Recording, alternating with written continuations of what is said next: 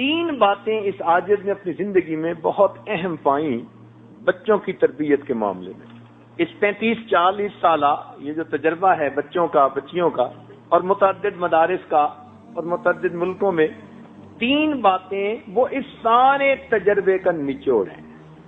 اگر ماں باپ ان 3 باتوں کا خیال رکھیں تو بچہ ایسی مضبوط بنیادوں پہ کھڑا ہوتا ہے کہ دین سے ہٹ ہی نہیں سکتا۔ یوں تو کہنے کو آپ درجنوں باتیں کہہ سکیں گے کہ اس کا بھی خیال رکھو، اس کا بھی رکھو، اس کا بھی رکھو، کتابوں پہ کتابیں لکھی ہوئی ہیں تربیت الاولاد کے بارے میں، مگر جسے تھمب رول کہتے ہیں وہ اگر ہمارے ذہن میں بیٹھ جائیں کہ ہم نے بچے کی کن باتوں کو مضبوط کرنا ہے، ان پہ بچے سے کوئی کمپرومائز نہیں۔ ان 3 باتوں سے پہلی بات کہ بچے کو ہمیشہ سچ بولنے کی عادت ڈالیے۔ یہ چیز آپ کو ہلکی سی محسوس ہوگی، اللہ رب العزت کے ہاں سچ اتنا مقبول ہے کہ سچ کے صدقے بندے کو دین دنیا کی کامیابیاں ملتی۔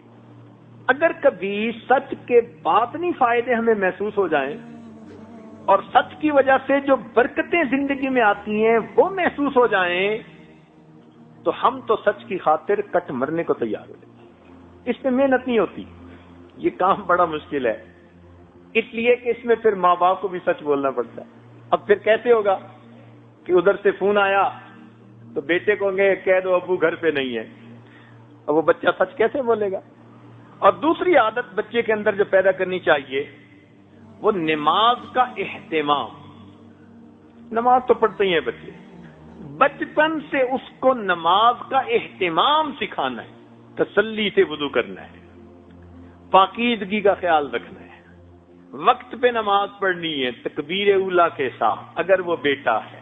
اس کے اندر ایک فائدہ تو یہ کہ اس بچے کے اندر پاکیزگی آ جاتی ہے، کیونکہ بے نمازی بچہ تو استنجے کا بھی خیال نہیں کرے گا، اور اگر نماز پڑھے گا تو کپڑوں کی پاکیزگی کا خیال رکھے گا، تو پاکیزگی بھی آ گئی، وقت کی پابندی بھی آ گئی۔ اس سے خوش نہ ہو جائیں کہ بچی نماز پڑھتی ہے اور بچہ نماز پڑھتے نہیں، نماز کا اہتمام۔ اس لیے بچے کو دیکھیں کہ جلدی جلدی نماز پڑھ رہا ہے تو نہیں، اس پہ کمپرومائز نہیں ہے۔ بچپن سے اس عمل کی اہمیت اس کے دل میں بیٹھے، مجھے نماز پرسکون ہو کر پڑھنی ہے، تسلی سے پڑھنی۔ بچے کو بتائیے کہ بھئی آپ نے نماز تو پڑھی، کس کیفیت کے ساتھ پڑھی؟ تو جب بچپن سے یہ سنے گا کہ ابو بھی کہتے تھے کس کیفیت کے ساتھ پڑھی، تو اس کو پتہ چلے گا کہ یہ بھی زندگی کا کوئی مقصد ہے۔ آج تو اس مقصد کو ہم بھولتے ہی چلے جا رہے ہیں۔ تیسری بات، بچوں کو خدمت کی اہمیت سمجھائیں۔ کام کاج جو گھر کے کیے جاتے ہیں اس پر کیا اجر ملتا ہے؟ ماں کی خدمت، باپ کی خدمت، بڑوں کی خدمت، استاد کی خدمت۔ خدمت کا جذبہ بچپن سے بچے کے دل میں ڈال دیجیے۔ آج تو پانی کا گلاس بھی نہیں خود پی سکتے بچے، وہ بھی دوسرے کو کہتے ہیں کہ لائیے۔ اس لیے آج شکایت ہے اکثر ماں باپ کی طرف سے، جی بچے کام میں دلچسپی نہیں لیتے۔ بھئی آپ نے بچپن میں کون سی خدمت سکھائی ہے اس کو؟